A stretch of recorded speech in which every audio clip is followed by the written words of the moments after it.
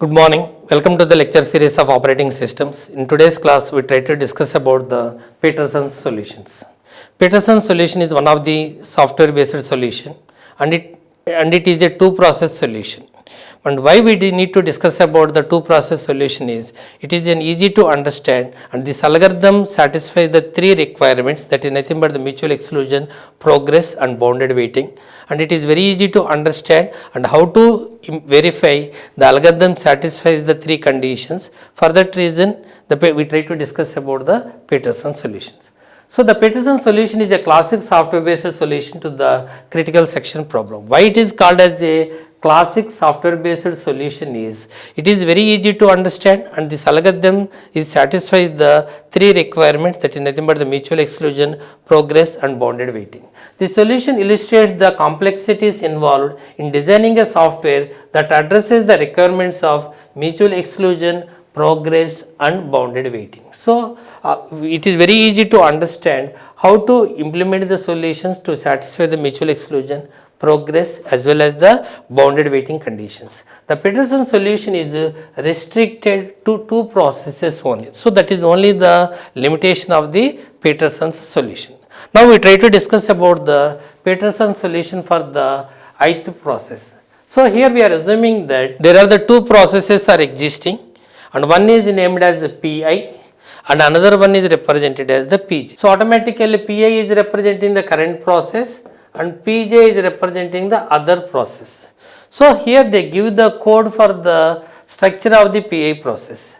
So already we know that a process consisting of the critical section and remainder section. And what is a critical section? A set of instructions where they modify the shared data. And what is the remainder section? The instructions where they are not modifying the shared data. So automatically I hope we are able to understand the critical section is nothing but the set of instructions where they modify the shared data, and the remainder section where they are not modifying the shared data. And what is the requirement of the mutual exclusion? At any instant of time, only one process is allowed to enter its critical section. To satisfy the mutual exclusion condition, we are using the entry section code. Its purpose is it verifies that no other process in the critical section, then only this process is allowed to enter its critical section. For that purpose, the entry section code consisting of the flag of I is equal to true, turn is equal to j, and while flag of j and turn is equal to j. So this is the code is used for the entry section. After completion of the critical section, so there is an exit section code we are using. What is the purpose of the exit section code? If one process is completed the critical section, if some other process is waiting, it gives the signal to the other process to enter its critical section. So for that reason the exit section code is the flag of I is equal to false. And once the exit section is completed, the process simply entered into the remainder section. So here we need to understand the structure of the ith process, that is the Pi is representing the process I, that is the ith process structure. Every process consisting of the critical section and remainder section. The critical section is nothing but the set of instructions where they modify the shared data, and the remainder section those are not modifying the shared data. So they are performing its own operation, it is not modifying the shared data.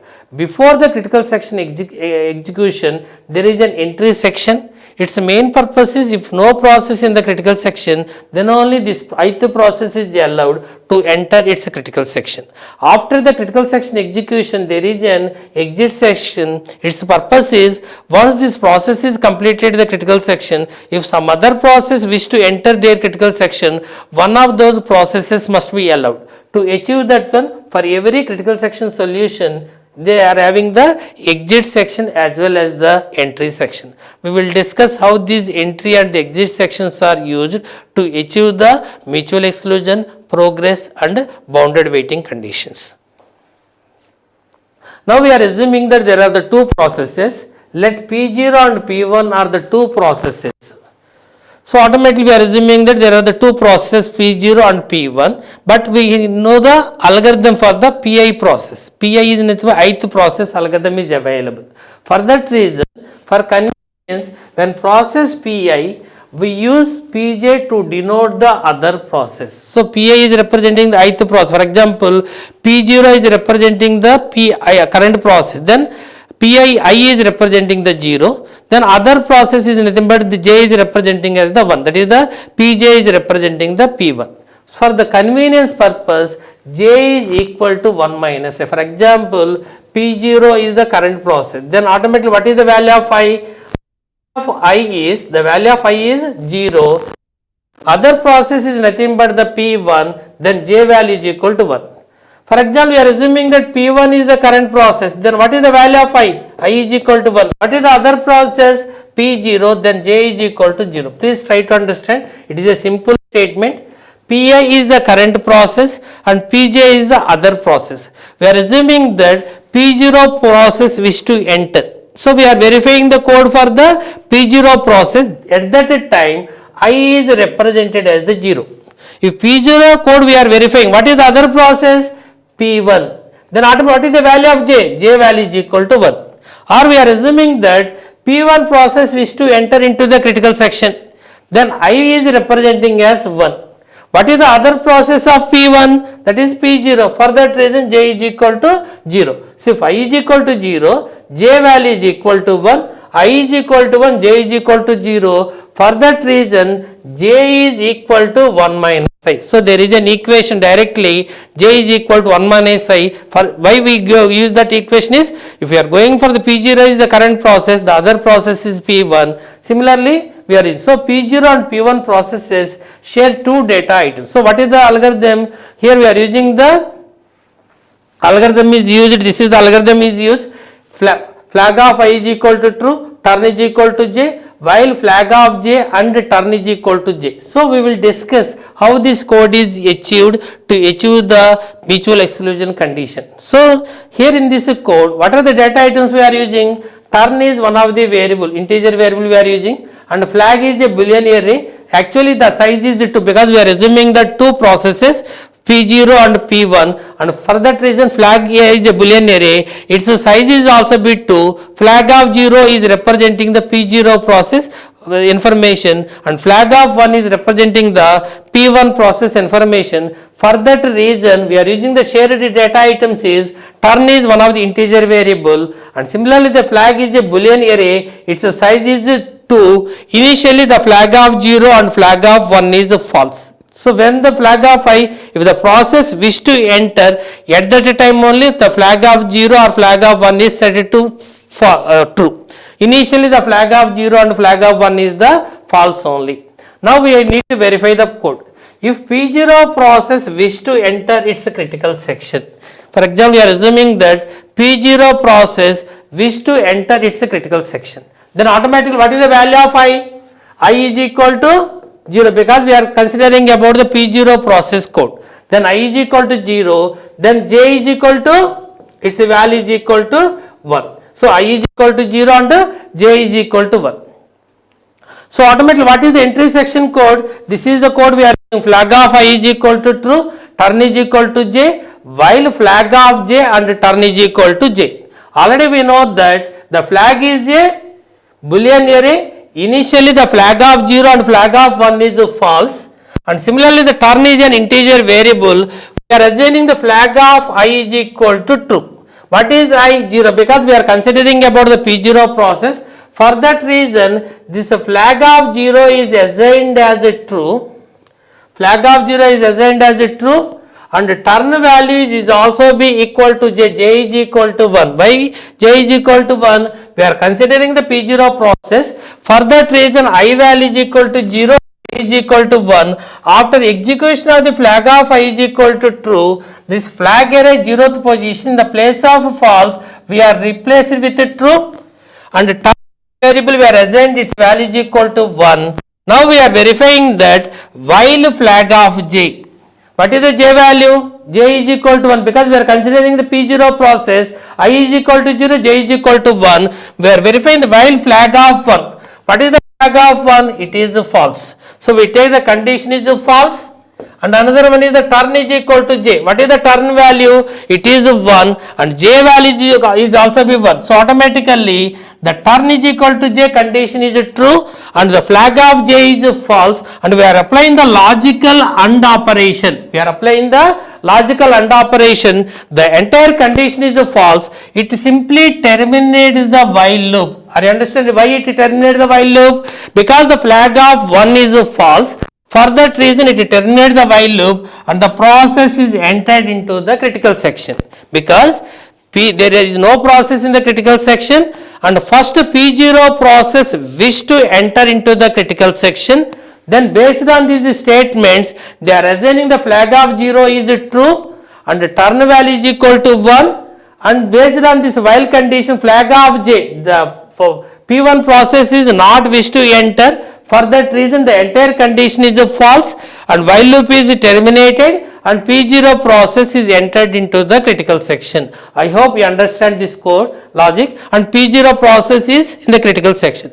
At that time, if P1 process wish to enter into the critical section, if P0 process in the critical section and P1 process wish to enter its critical section. Now we try to execute. Already P0 process in the critical section and P1 process wish to enter. If P1 is allowed, our algorithm is not satisfying the mutual exclusion condition. Now we need to verify. So P1 process wish to enter. Now we need to verify the code for the P1 process. For that reason I is equal to 1. What is the other process P0? For that reason j is equal to 0.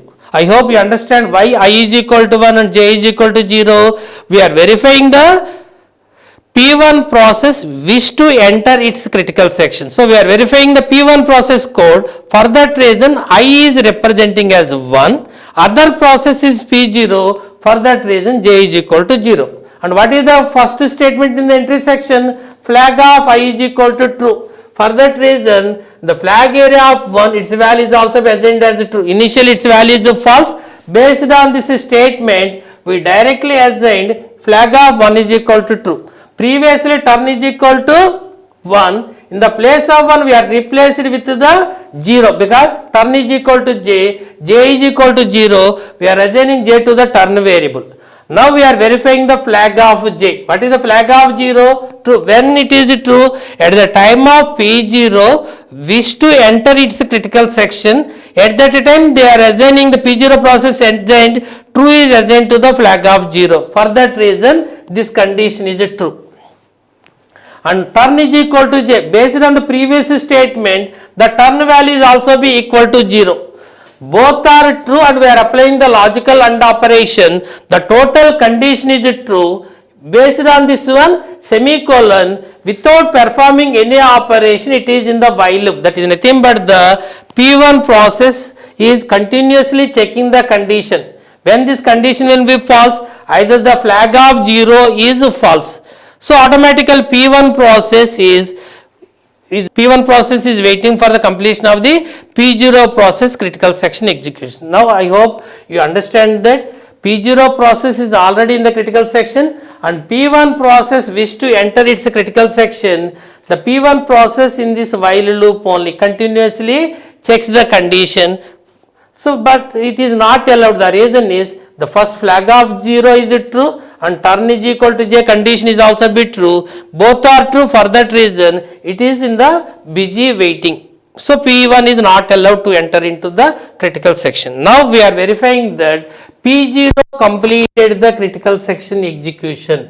Once the P0 completed the critical section execution, so what is the P0 remainder section? For example, P0 completed the critical section execution. So once the P0 completed the critical section execution, already we know that this is the code we are using in the P0 process to enter into the critical section. Once the critical section execution is completed, P0 process calls the exit section. What is the exit section? Flag of I is equal to false. We are assuming that P0 process completed the critical section execution, that is I is equal to 0. Then flag of false is assigned to the flag of 0. For that reason, once the P0 process is completed the critical section execution, this flag of 0 false is assigned to the flag of 0 at the time of the exit section of the P0 process. Once it is assigned, already we know that P0 completed the critical section, it assigned the false to the flag of 0. Now P1 is already in this while loop, again it checks the flag of 0, because P1 process we are verifying. P1 process verification means I is equal to 1 and j is equal to 0. Previously the flag of 0 is true, for that reason it is in the loop only, and once the P0 is assigned false to the flag of 0, is false true. So condition is false. Why it is false? Already P1 completed the critical section execution. For that reason the exit section they are assigned the flag of 0 is false. For that reason P1, this condition is false. It terminated the while loop and entered into the critical section. I hope you understand this algorithm satisfies the progress condition. What is the progress? If P0 is completed the critical section, P1 is waiting, then P1 is allowed to enter into the critical section using the exit section of the P0. So the algorithm satisfies the mutual exclusion, because P0 is already in the critical section and P1 wish to enter, P1 is not allowed to enter into the critical section. So it satisfies the mutual exclusion condition. And once the P0 completed the critical section execution using the exit section of the P0, they are assigned false to the flag of 0, then automatically P1, the flag of 0 condition is false and P1 is terminated the while loop and entered into the critical section. So this algorithm satisfies the progress condition, and this algorithm is also satisfies the bounded waiting condition also. Why this algorithm is also satisfies the bounded waiting condition? Once the P0 completed the critical section, immediately P1 is allowed if the P1 is waiting. Once the P1 is completed the critical section execution, if P0 is waiting, P0 is allowed. So automatically either the P0 or P1, one is completed the critical section, the another one is allowed to enter into the critical section execution. So automatically it need not wait for the other process n number of times. Immediately P1 is waiting, after completion of P0 immediately P1 is allowed, or P0 is waiting, after completion of P1 P0 is allowed to enter into the critical section execution. So automatically the bound is also with the at maximum other times is allowed only one time, next immediately it is allowed to enter into the critical section. So automatically other number of times other processes is allowed is 0, because for example P0 in the critical section, P1 wish to enter. Once the P1 is waiting, how many times P0 is allowed? Already it is P0. Once it is completed, immediately P1 is allowed. So 0 times waiting only. So automatically this algorithm satisfies the mutual exclusion, progress and bounded waiting condition. So this algorithm satisfies the three conditions. I hope you understand the Peterson's solutions, and it satisfies the three requirements: mutual exclusion, progress and bounded waiting. And what is the limitations of the Peterson solution? It is a two process solution only. It is not possible to implement more than two processes. This is only the limitations for the Peterson solution. In the next class we will discuss about the hardware synchronization. Thank you.